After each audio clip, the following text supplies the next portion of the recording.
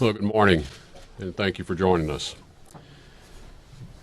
The executive order signed by the President earlier today, protecting the nation from foreign terrorist entry into the United States, is a vital measure for strengthening our national security. It is the President's solemn duty to protect the American people. And with this order, President Trump is exercising his rightful authority to keep our people safe. As threats to our security continue to evolve and change, common sense dictates that we continually reevaluate and reassess the systems we rely upon to protect our country. While no system can be made completely infallible, the American people can have high confidence we are identifying ways to improve the vetting process and thus keep terrorists from entering our country. To our allies and partners around the world, please understand this order is part of our ongoing efforts to eliminate vulnerabilities that radical Islamist terrorists can and will exploit for destructive ends. The State Department will coordinate with other federal agencies and implement these temporary restrictions in an orderly manner. Our embassies and consulates around the world will play an important role in making sure that our nation is as secure as it can be. And the State Department will implement the provisions in this order that allow for the admissions of refugees when it is determined they do not pose a risk to the security or welfare of the United States. Upon the President's initial executive order issued on January the 27th, the State Department's Consular Affairs and Diplomatic Security offices immediately undertook a review in coordination with the Department of Homeland Security to identify additional measures that would strengthen our vetting of those seeking entry to the United States from 7 named countries. These early efforts were concentrated on Iraq. Iraq is an important ally in the fight to defeat ISIS, with their brave soldiers fighting in close coordination with America's men and women in uniform. This intense review over the past month identified multiple security measures that the State Department and the government of Iraq will be implementing to achieve our shared objective of preventing those with criminal or terroristic intent from reaching the United States. I want to express my appreciation to Prime Minister al-Abadi of Iraq for his positive engagement and support for implementing these actions. The United States welcomes this kind of close cooperation with countries in every region of the world who share our commitment to national security. This revised order will bolster the security of the United States and her allies. Now, we've spent the morning briefing the Congress, the press, and we will continue to talk with key stakeholders this afternoon. Experts from the Department of Homeland Security, the Department of Justice, and the State Department hosted an hour-long call with the media on this topic this morning. Our collective teams will continue throughout the day to follow up with the Congress, the media, and stakeholders to answer your questions. I'll now turn it to the Attorney General for his comments. Thank you, Mr. Secretary, and good morning to all of you. One of the Justice Department's top priorities is to protect the United States from threats to our national security. Therefore, I want to discuss 2 points. First, the national security basis of this order, and second, the Department of Justice's role in defending the lawful orders of the President of the United States. First, as President Trump noted in his address to Congress, the majority of people convicted in our courts for terrorism-related offenses since 9/11 came here from abroad. We also know that many people seeking to support or commit terrorist acts will try to enter through our refugee program. In fact, today more than 300 people, according to the FBI, who came here as refugees are under an FBI investigation today for potential terrorism-related activities. Like every nation, the United States has a right to control who enters our country and to keep out those who would do us harm. This executive order seeks to protect the American people as well as lawful immigrants by putting in place an enhanced screening and vetting process for visitors from 6 countries. 3 of these nations are state sponsors of terrorism. The other three have served as safe havens for terrorist countries where governments have lost control of their territory to terrorist groups like ISIL or Al-Qaeda and its affiliates. This increases the risk that people are admitted here from these countries may belong to terrorist groups or may have been radicalized by them. We cannot compromise our nation's security by allowing visitors entry when their own governments are unable or unwilling to provide the information we need to vet them responsibly, or when those governments actively support terrorism. This executive order responsibly provides a needed pause. We can carefully review how we scrutinize people coming here from these countries of concern. Second, the Department of Justice believes that this executive order, just as the first executive order, is a lawful and proper exercise of presidential authority. This Department of Justice will defend and enforce lawful orders of the President consistent with the core principles of our Constitution. The executive is empowered under the Constitution and by Congress to make national security judgments and to enforce our immigration policies in order to safeguard the American public.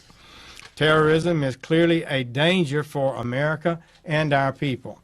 The President gets briefings on these dangers and emerging threats on a regular basis. The federal investigative agencies, the intelligence community, the Department of State, the Department of Homeland Security, and the United States military report to the President. Knowing the President would best possess such extensive information, our founders wisely gave the executive branch the authority and the duty to protect the nation. This executive order is a proper exercise of that power. Now, I will turn things over to our able Secretary John Kelly of the Department of Homeland Security. John? Thank you, Mr. Attorney General. Well, like the Secretary of State and the Attorney General, I welcome you here today. My comments will be relatively brief. Last week, the Department of Homeland Security celebrated its 14th anniversary, first opening its doors on 1 March 2003. This Secretariat was established in response to the devastating attacks of September 11th, when foreign terrorists turned a beautiful but ordinary day into a nightmare. Those attacks taught us that we could not take our nation's security for granted, that Homeland Security must be our top priority, and that we needed to overcome our collective inability to connect the dots of intelligence and arrange them into a more comprehensive picture of the threats posed to America and our way of life. Though much has changed over the past 14 years, both in the world that is more dangerous and at DHS, which is much better.